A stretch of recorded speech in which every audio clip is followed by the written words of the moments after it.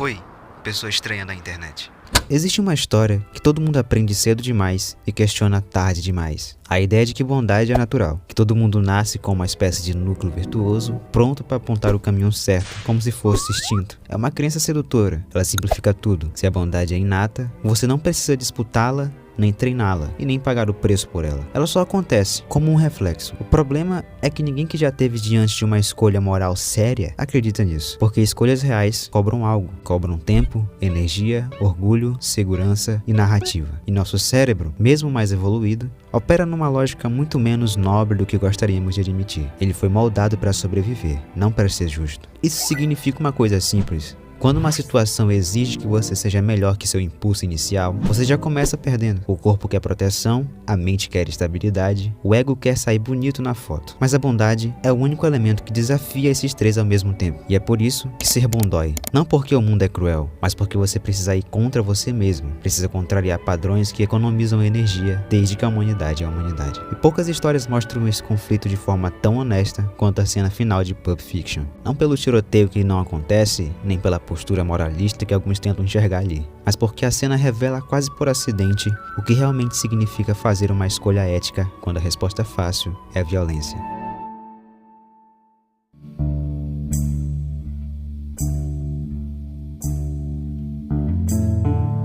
O restaurante é um lugar barato, com o caos espalhado em cima das mesas. Nada ali é grandioso, nada ali parece épico, e é justamente isso que torna tudo mais interessante. Moralidade quase nunca nasce em grandes momentos. Ela nasce em ambientes onde ninguém espera nada de ninguém. E é bem ali, naquele espaço apertado, que três forças se encontram. Dois ladrões desesperados tentando justificar o próprio desespero. Uma sala inteira apavorada sem entender o que está acontecendo, e um homem que passou a vida inteira respondendo à ameaça da mesma forma, eliminando-a.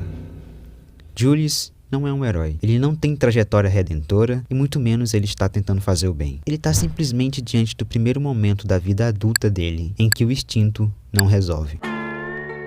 E é isso que causa uma rachadura. O filme não sublinha essa rachadura, não coloca música triste, não dá discurso, ela só deixa a hesitação acontecer. O tempo que ele leva para não reagir é o suficiente para revelar que, pela primeira vez, existe uma disputa interna entre o profissional treinado e o homem cansado de ver a própria sombra. E é essa disputa que importa, porque a bondade real não aparece quando você grita ela para fora. Ela aparece quando você segura o que poderia fazer e escolhe algo mais difícil. Nenhum personagem ali fala de virtude, ninguém ali está tentando reivindicar pureza, e justamente por isso a cena funciona. Ela revela a diferença entre poder e controle. Julius tinha um poder, mas não a justificativa para poder usar esse poder. E quando um sujeito armado percebe que não é obrigatório matar para sobreviver, nasce o tipo de momento que desmonta aquela história desconfortável do começo, a de que bondade é instinto. E não é, é trabalho interno silencioso. Essa é a chave que abre a porta do próximo ato. Porque se em Pulp Fiction a moral acontece quando ninguém tá olhando, em O Poderoso Chefão, ela acontece justamente quando todos estão olhando. Aí a pergunta muda, não é mais sobre um tal de esforço individual, é sobre o teatro social, sobre como uma família inteira constrói um sistema de honra, sacrifício e dever que parece moral por fora e é estreitamente funcional por dentro. Julius luta contra o próprio impulso, mas os Corleone lutam para manter uma imagem. E é nessa costura entre um homem que hesita sozinho e um império que simula a virtude de forma coreografada que a ideia desse vídeo começa a ganhar um corpo. A diferença entre ser bom de verdade e parecer bom.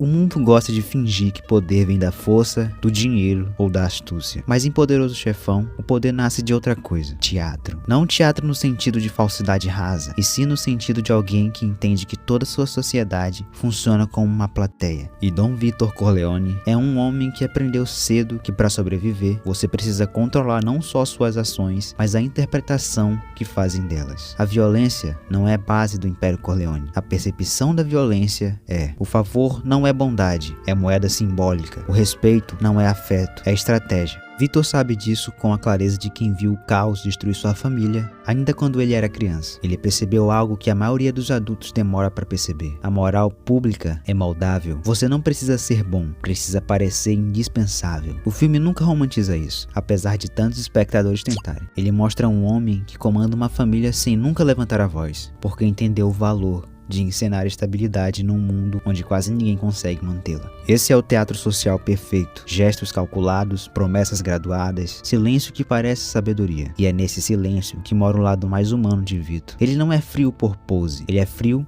porque calor demais mata quem assume o papel dele. Mas esse lado humano não é nobre. É trágico. Vitor ama a própria família, mas organiza o tipo de estrutura que corrói exatamente aquilo que ele tenta proteger. Ele fala de honra enquanto negocia a morte, fala de justiça enquanto garante impunidade, fala de paz enquanto alimenta a máquina que mantém o conflito funcionando. O Corleone é a versão cinematográfica daquilo que muita gente faz em miniatura na vida real. Existem pessoas que gravam caridade para colher aplausos, tem gente que adota posicionamento ético só quando dá lucro social, existem profissionais que se tornam agradáveis apenas diante de quem possui poder de promoção. E por aí existem fiéis que encenam santidade dentro da igreja e esquecem um sermão na porta quando eles saem. A lógica é a mesma, aparência antes de essência, narrativa antes de responsabilidade e imagem antes do caráter. Ei, cabeça de pudim, é isso mesmo que você está pensando? Eu acabei de comer o seu... Vitor só leva essa lógica ao extremo porque seu ambiente exige isso. O espectador nunca é convidado a admirá-lo moralmente. É convidado a entender que ele é uma soma perfeita de trauma, ambiente e necessidade. E que esse tipo de personagem só existe porque o mundo aceita e até incentiva esse tipo de performance. A psicologia social explica isso de forma quase simples demais. O comportamento humano é moldado pelo contexto. Pessoas performam versões de si conforme o palco muda. Na escola, você aprende a sobreviver agradando. No trabalho, você aprende a performar competência mesmo quando você está quebrado por dentro. Na igreja, você ensina a pureza para não destoar do resto. No grupo de amigos, você usa o humor como uma máscara, a agressividade como uma defesa e a sensatez apenas como uma moeda. E então, o mundo inteiro vira um set. E Don Corleone é o exemplo máximo dessa adaptação. Seu moralismo só existe porque o ambiente onde ele vive exige uma versão teatralizada de honra. Ele não é o bom mafioso, ele é apenas um mafioso que entendeu que sua reputação é mais letal do que uma bala. No fim das contas, o filme não fala sobre crime em si, fala sobre o papel social, sobre como um homem pode construir uma estrutura inteira em torno de um valor que ele próprio não consegue viver sem se contradizer.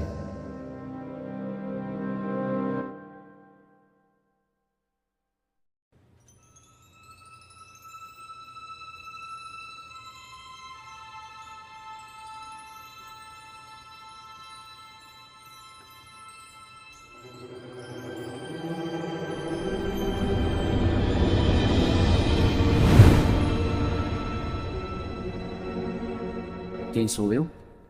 Quer mesmo saber? A minha história não é para quem não aguenta emoções fortes. Se disseram que é uma história feliz, se disseram que eu era apenas um cara comum e despreocupado, mentiram. Existe uma razão pela qual o Peter do Tobey Maguire ainda domina a memória de muita gente. Não é o uniforme e não são os vilões, e nem aquela trilha sonora. É o fato de que ele paga em tempo, paga em vida, paga em afeto. É um garoto tentando sobreviver a um mundo adulto que exige responsabilidade antes mesmo que ele possa votar. E a história dele só funciona porque ele perde mais do que ele ganha. O primeiro golpe é a morte do tio Ben. E não só é uma tragédia de origem, do jeito que Hollywood gosta de empacotar, é a metáfora perfeita para aquilo que a psicologia evolutiva chama de altruísmo de custo alto. Quando você age não porque traz benefício imediato, mas porque sustentar o valor é mais importante que sobreviver confortável. Peter não vira o herói porque ele quer, ele vira porque a alternativa seria se tornar alguém que ele não suporta ser. A segunda perda é o tempo. Ser o Homem-Aranha devora a vida comum dele aos poucos. Provas perdidas, aniversários atrasados, trabalhos que escorrem pelas mãos como areia. Ele vive a pior punição do comportamento moral. A recompensa demora e quando chega, já não é tão reconfortante assim. A terceira é a perda relacional. O romance com a Mary Jane é sempre interrompido pela obrigação moral. Ele nunca está inteiro com ela. Sempre existe outra vida paralela drenando o afeto que deveria ser dela. E isso conversa com algo simples e brutal. Ser bom, às vezes, significa não ser o suficiente para a pessoa que você ama. E então, vem o Henry. A amizade que deveria ser um porto seguro vira uma faca. O garoto que dividia risadas com ele se transforma num homem que jura destruir ele. Peter paga pela própria integridade moral com uma das coisas mais caras para a psicologia humana: pertencimento. Essas perdas constroem a figura que faz o público sentir que Peter não é apenas um herói. Ele é um humano tentando sustentar uma ética que o mundo inteiro pede para ele abandonar. Toby não interpreta um protagonista, ele interpreta a culpa. E culpa na psicologia social não é só dor, é bússola. E é ela que te obriga a continuar fazendo a coisa certa, mesmo quando todo o instinto manda você cortar o caminho. O que a trilogia faz com uma precisão rara é mostrar que qualquer forma de bondade genuína é um atrito constante, que ser bom na prática raramente é recompensador. Muitas vezes é só aquilo que te impede de te quebrar de vez. E esse é o ponto que conecta Peter ao vídeo. Enquanto Julius joga fora o caos e Don Corleone organiza o caos, Peter carrega o caos sozinho para impedir que ele se espalhe. Ele é o único dos três que perde algo essencial para manter o valor que ele escolheu seguir. E é por isso que a história funciona, porque o público sente que ele nunca fez performance moral, ele paga com a vida inteira. Se Julius tenta renascer e Don Corleone negocia virtude como moeda, Peter entrega pedaços reais da própria existência. Os três formam um triângulo perfeito para explicar o que quase ninguém quer admitir. A moral que você performa te dá aplausos, mas a moral que você sustenta te dá cicatrizes. A gente teve aqui nesse vídeo 3 histórias de 3 homens que nunca se encontraram, mas que carregam o mesmo dilema antigo como a própria humanidade. A distância entre aquilo que você diz que é e aquilo que você realmente é quando ninguém tá olhando. Julius, Don Corleone e Peter Parker são 3 respostas diferentes para a mesma pergunta. Julius descobre que ser bom exige renúncia. Don Corleone descobre que ser bom exige controle. E Peter Parker descobre que ser bom exige perda. E os 3 funcionam como um espelho desconfortável, porque toda pessoa que já tentou sustentar um valor por mais de 5 minutos sabe que a moralidade não é uma luz interna. Ela é uma luta contra versões de si mesmo que adorariam um caminho mais fácil. No fundo, Julius é o homem que tenta escapar da própria história. Ele não busca o heroísmo, ele busca a sobrevivência moral. É o sujeito que percebe que continuar sendo quem é custa mais do que mudar. E mudar, surpreendentemente, dói menos do que seguir repetindo o caos. E ele não se torna melhor, ele tenta. E tentar no mundo em ruínas já é violento bastante. Don Corleone opera no extremo oposto. Enquanto Julius se afasta da violência para encontrar alguma forma de redenção, o Vito usa a violência como um alicerce para construir a moral paralela. Existe afeto, existe lealdade, existe proteção, mas tudo isso nasce sobre um fundamento instável. Ele escolhe quem merece sua bondade. Ele cria um ecossistema moral onde a virtude serve como um instrumento, não como um compromisso. É o retrato mais sofisticado da performance moral. Não é fingimento, é seleção. É a adequação do valor às conveniências do ambiente social. E então, no polo oposto desses dois, está o Peter. O único que não tenta justificar nada, o único que não governa nada e o único que não está acima de nada. A diferença é que Peter não tem um palco, nem muito menos uma plateia. O valor dele é silencioso, e é justamente isso que torna ele mais humano. Ele perde tempo, afeto, pertencimento, ele perde oportunidades, perde vínculos, ele perde até a sua juventude. O preço da bondade na vida real nunca é nobre, é cotidiano, é desgastante e é solitário. Se Julius representa a transformação e Don Corleone representa a performance, Peter representa o custo. E quando esses 3 se encontram, mesmo que apenas na lógica desse vídeo, surge a vontade que ninguém gosta de encarar. Você não é bom porque você acredita ser. Você é bom pelo que você perde, pelo que abre mão quando ninguém tá te assistindo, pelo que você sustenta sem o aplauso de alguém, pelo que você suporta mesmo quando cansa, mesmo quando dói, mesmo quando ninguém volta para te agradecer. E é essa parte que nos destrói, porque desmonta a nossa fantasia confortável de moralidade gratuita, a ideia infantilizada de que basta ter um coração bom. O mundo não funciona a partir das intenções que você proclama, mas das escolhas que você banca. No fim, a pergunta nunca foi: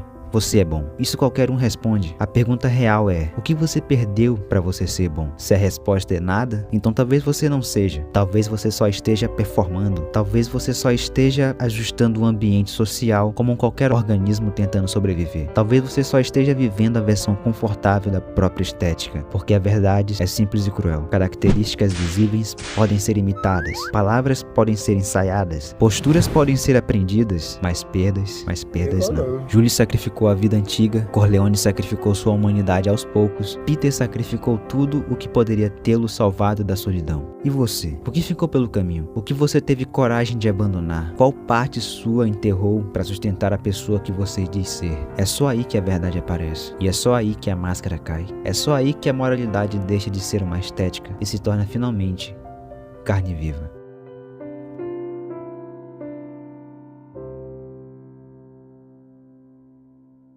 Hoje eu acordei com o cheiro da sua buceta em meu nariz. Foi tão gostoso, bati uma punheta e fiquei mais feliz.